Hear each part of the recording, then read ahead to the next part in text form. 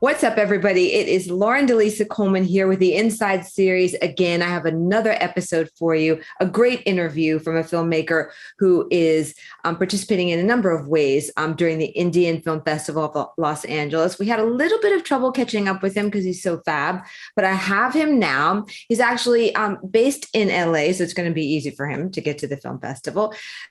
Please join me in welcoming Nalin Pan, who is the filmmaker behind The Last Film Show and so much more, which we will get into. But Nalin, again, thank you so much for taking the time there out in Los Angeles.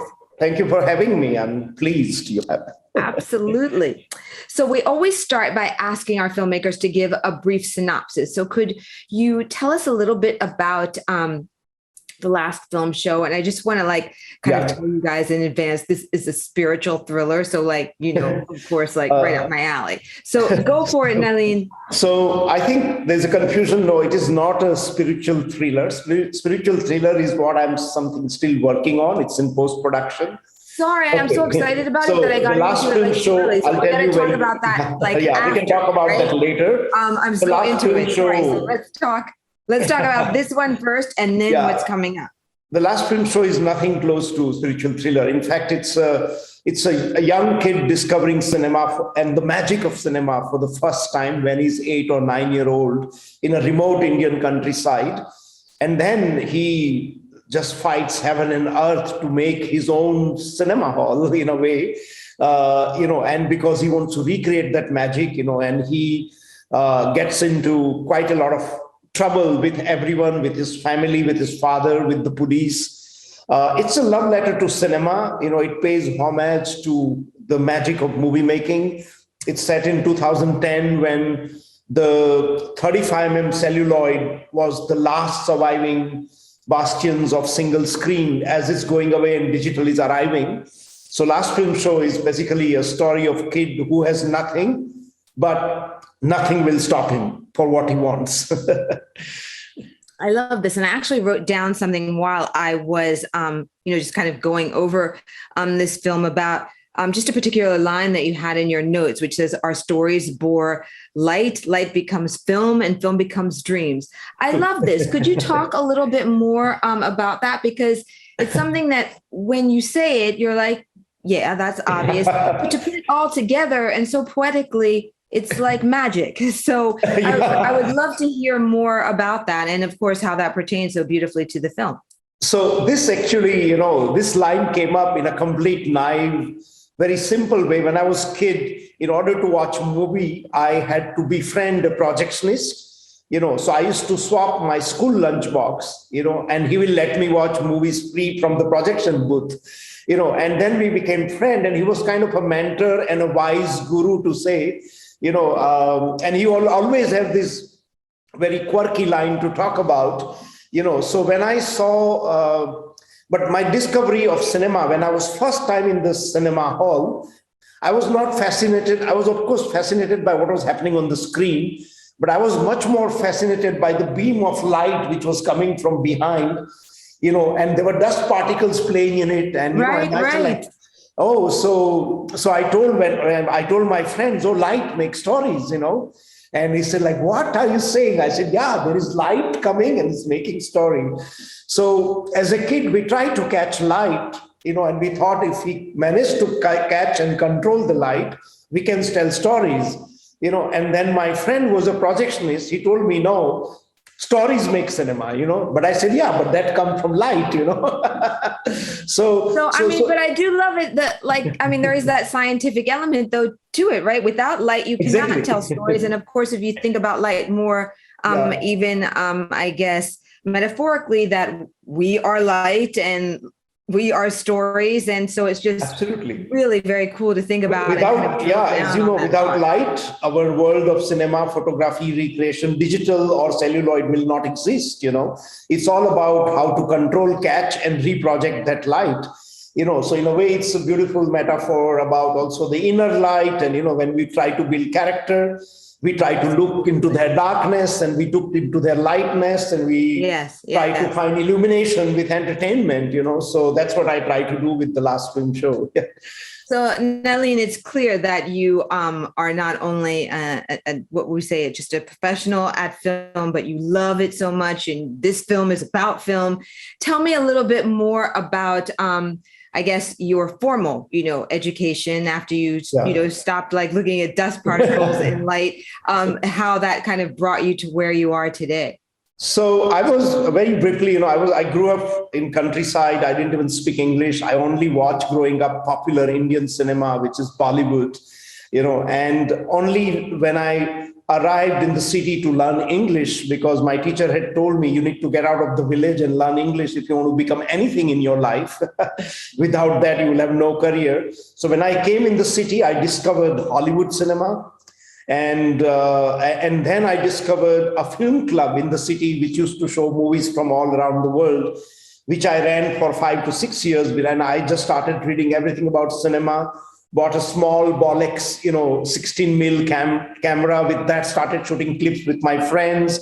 In order to finance my little film and my life, I started doing wedding videos because Indian people love wedding, and so I would go so 2 days. And so many days. Even those are films themselves. Oh, so cool. So you were doing that? Yeah, so I did 50 of them. And it was really great because I was able to, and then, like everyone else, if you are in India, you end up in Mumbai because that's where the Bollywood is, that's where the film industry is. Right. But I was a little disappointed because I really wanted to tell my story, and somehow I didn't see my space in there. By then, I was also highly educated about cinema. I had read so much about the French New Wave and the American Noir and the Italian Neorealism and all kind of cinema. And I read books on cinema. And so I thought, okay, I can do that. I enjoyed as a kid, but I want to find a way to tell my stories. So, and as I'm a self-taught filmmaker, it was very hard to find jobs. So ultimately, I ended up doing some TV commercials, writing for television in India. And then I realized that I can do travel and do documentaries because at least I can get money with that and I will have time to write screenplays. So I did series of documentary projects with BBC, the Discovery Channel, Nat Geo, and all this while I had written a couple of screenplays. And one of my first movie was called Samsara, which was at Sundance and premiered at Toronto and was picked up by famous Harvey Weinstein for Miramax. Right. So, and that's when I discovered the world. Let's just be clear, because I wrote this down as well. Yeah. Samsara has won some 30 awards. It's just like, massive, including grand jury prize at AFI, right? Yeah, so you guys, it's like no joke. That was just like amazing. So then, and it was my debut film, and I was amazed, to win all these awards. And my first round of the festival, of this A-list festival, and that's when I was discovering what is distribution, what is an exhibitor, what does really Hollywood studio do. It was all new to me, and I never thought this film will go so universal, because it's set in the high altitude Himalaya. It's a spiritual love story. And with an erotic twist to it, and it's set in the Buddhism.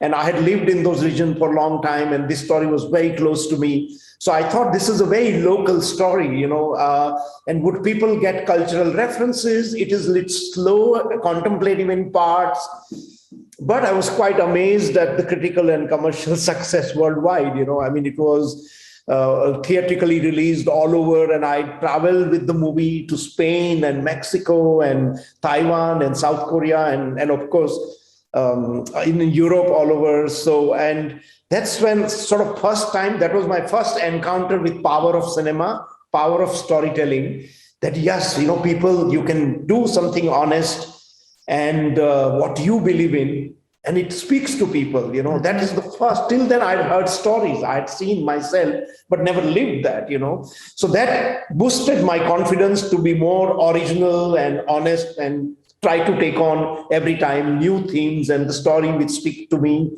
and touch my heart. I think that's just so amazing, Nelline. Now, wait, you are based in LA or you're just there right now? Now I've been based in LA just came here a couple of months ago. Okay, I'm that's what I was wondering. Here. Was this new? Yes. So now you're planning to stay here for a little while, or at least. Yes, yeah, because I have just signed to do a couple of projects here, which are in development, new projects. I've signed with an agent and manager here. So all this is new in last, it's totally new. I've been to, of course, LA very often, for meetings and movies. I've been to IFFLA, the Indian Film Festival of Los Angeles, 3 times. The film, last time I came was when our world premiere was at Tribeca in New York, where we won the Audience Award, runner-up award. And after that, I came to meet Samuel Goldwyn Films here because they acquired the movie, and this is the first time ever they were acquiring an Indian movie to release in the US, which will be later this year. So during all this time, a lot of people love the movie here, the industry folks, and say, look, we want to talk to you, you want to do bigger projects. I said, that's all I want to do. I have many screenplays. I don't have money. So now that's one of the reasons I moved my base for time being to just do some of the dream project, which I couldn't do without certain studio backing. Nalin, I just love hearing, this kind of success story, right? When you and doing something that you love that you didn't really scheme on, making this major, your career has just kind of evolved organically, and it just kind of proves that this can happen. So now you have this film at IFFLA. Tell me a little bit what you hope the audience takes away, from the film, because this is about, a little boy. And I do want to get into the making of this just briefly and how you cast him and all that. Right. But just in terms of impact or main message, what are you hoping? I think I'm just hoping because, I think this film is really about feeling light and feeling good once you have watched the movie, because as we spoke about light, I hope, like many places, we have already screened now film at many places, and I hope we generate similar reaction where people say, oh, thank God for making this film. We came out, we feel so good. We are not in mood to watch anything dark. We want to be with our family, friends, and watch some good movies with good food. And that's what the film is about, family, friends, food, and films. 5F, So, and I'm glad it's the opening film. It's the 20th anniversary of Indian Film Festival of Los Angeles, and we are the opening gala. And I just saw, some of the people who are coming, and I heard that, very rarely such people go to such specialized festival. They go to Cannes, Berlin, but we have a lot of industry people are coming because they want to watch the movie. So that's very encouraging. They want more, just more expansion in voice, right? How many times can we see the same story, right? So coming to this region, if you will, of the world, I've just been so enthused talking to other filmmakers, because the stories that you hear about, or the region, or what's going on in these particular kind of sub areas or small towns in the country, we've never been exposed to before, right? So it might be every day kind of for you guys, but not for others. So I think it's wise and it's great that other, I guess, salespeople and whatever are coming to the festival. That's great. Yeah, that's really encouraging, for the festival and for us filmmaker. And also, I believe, second thing, the pandemic, of course, was a very wild and, had a lot of, but something positive also came out. People's heart opened up much more for the world cinema. Like in Tribeca, the artistic director told me that, in first time in 20 years of Tribeca Film Festival, no American has complained about subtitles. No. Otherwise, they said people used to complain and say, please come and watch the movie. They say, oh, we have to read subtitles. They used to ask such questions. I know they used to, but I can't believe that was the first time. Oh my goodness. So they say first time. And that's really true. You could see people are, even in India, you go there, people are watching South Korean shows, Mexican novellas. You go to Japan, they are watching German TV show is the most popular. This changeover, has suddenly opened up that good stories can come anywhere. And if it's a good story, it's bound to be universal. That's just the perfect way to put it. Good stories can come from anywhere. So you guys I'll be watching these fabulous stories there. Am I correct in saying that you're conducting a masterclass too, or not? No, not me. No, I'm not. Okay. I was thinking that it was, you were one of them as well, but you've got your hands full. There's a Q&A at the end of the show. Yeah. Okay, great. So let's talk just really briefly about kind of the making of this film. Was it difficult, to cast your young lead? What are some of the things? I mean, I don't know. It's like when you are talking with such a master of the craft, it seems odd to say like, what did maybe you learn this time? But there's always something new to learn, right? Right, So of course, of course. I'm always learning every step of the way, and the casting was really challenging for last film show, purely because first we started with professional children actor, who are in the industry, and they are so much influenced by popular cinema and TV reality shows. So their ideas of acting at a very young age, either they were forced by the parents or I don't know where they came from, but it was very disappointing. We couldn't find the authenticity and organic feel and the body language and all. So my friend, who is a casting director in India, and he very often works with many established directors when they come to film in India, he is their casting director. So he has worked with Wes Anderson, on Darjeeling Limited. Then he did, cool. And he's the one who found Suraj Sharma for Ang Lee for Life of Pi, Oh, so, no way. Yeah. So I said, and his name is Dilip Shankar. And I said, Dilip, we need to find a solution. Come, I've seen 1,500 kids and there is no hope. And the last film show can only stand if there is this lead. Otherwise, I'd rather not make the movie. Right. So we came and we looked and, what should be the strategy. And then we came up with a plan that let's go to the Indian remote countryside and find places where kids very rarely go to cinema. Let's go to the opposite direction, who very rarely watch cinema. And that worked. We started getting really fresh talent, in the villages, people, the kids who live with their cows and, go to school, and watch whatever they watch sometime on the smartphone of their father, but not really have traveled to watch a film, maybe once or twice. And suddenly those non-actors started, coming up, bringing life to the characters. So we did about 3,000 of audition. No. And 60 of them were selected and brought to a place which was our production base, and where we did 1 week workshop to find the hero and his gang, and they were amazing. They saved me, they saved last film show. That is just incredible, Nalin. I mean, looking at that many young boys to be able to pull this off. What tip might you have for other filmmakers who might be in, such a situation as this? I mean, is it about just really being persistent and, it's got to be a numbers game or what? No, it's not a number game at all. I think as a filmmaker, when you know your character inside out with your heart and his mind, and, you have I think the moment you compromise there, you are going to compromise all along during making the film. True. But that's what I mean, to find the particular character, or person who's going to pull off the character. Is it a numbers game in terms of, well, if I have to see 5,000 kids, I'm going to have to see 5,000 kids. I mean, where do you cut it off? You know what I mean? That must be. So very often, don't know whether it's unique to me. I don't want to claim.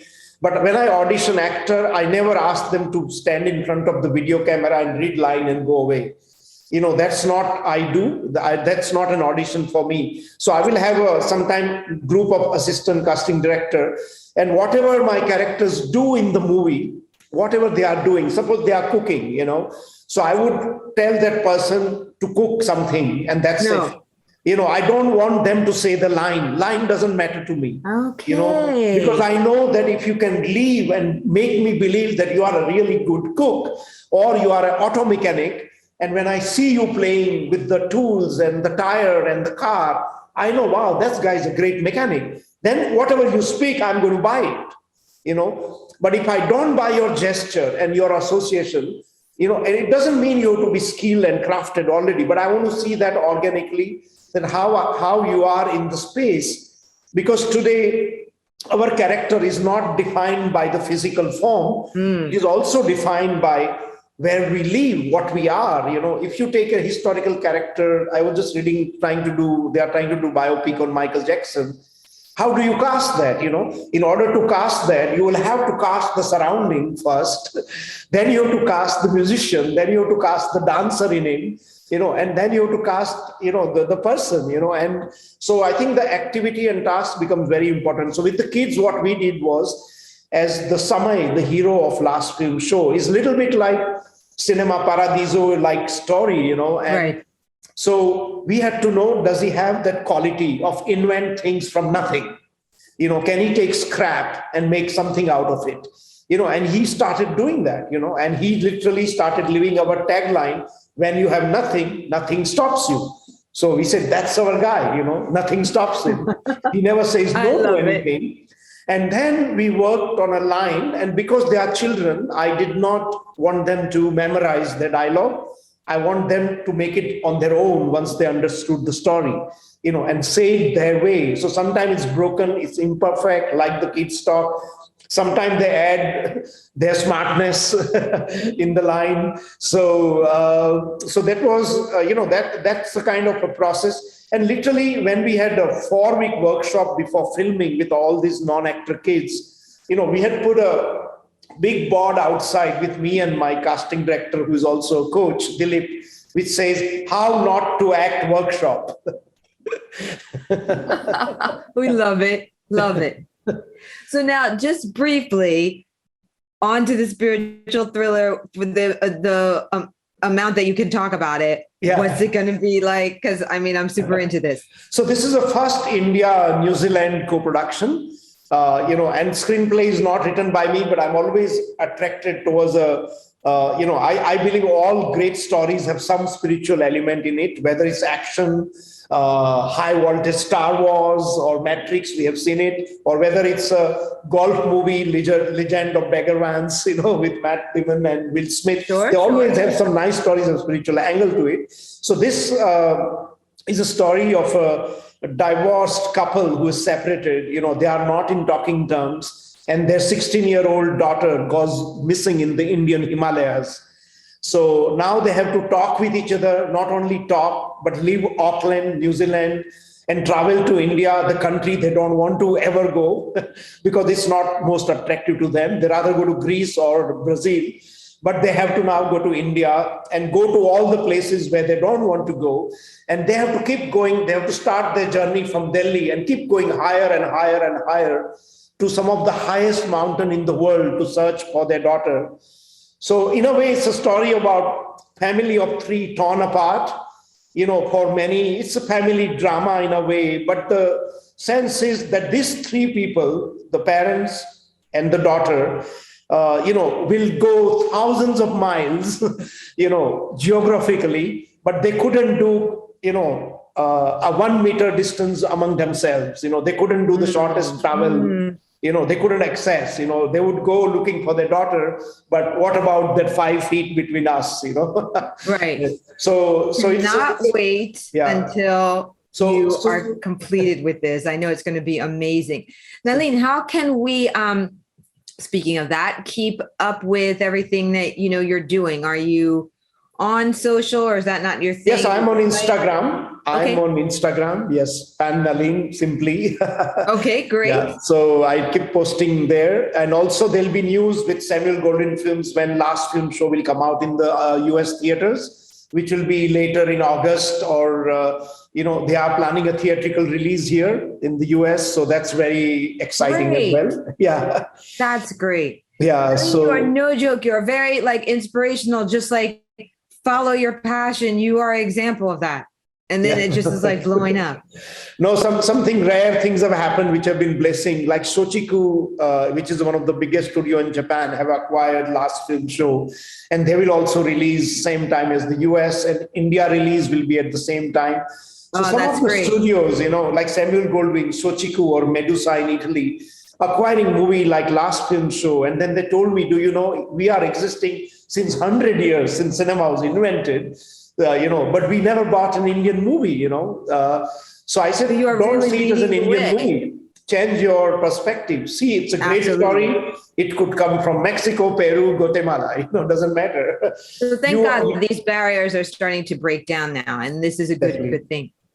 So Well, Natalie, I can't thank you enough for taking thank you out so the much time for to talk having with me. us. And it was nice I'm just so to talk to you. excited about what, is going to come, in the future for you. And you guys, you have heard it here first. At the Inside series at Filmio during the Indian Film Festival, Los Angeles. Definitely click on the very next one and definitely keep up with Nalin, because who knows what he's going to do next. All right. Thank you so Okay. much for watching. Thank you so much I for am having me. Lauren Delisa Coleman.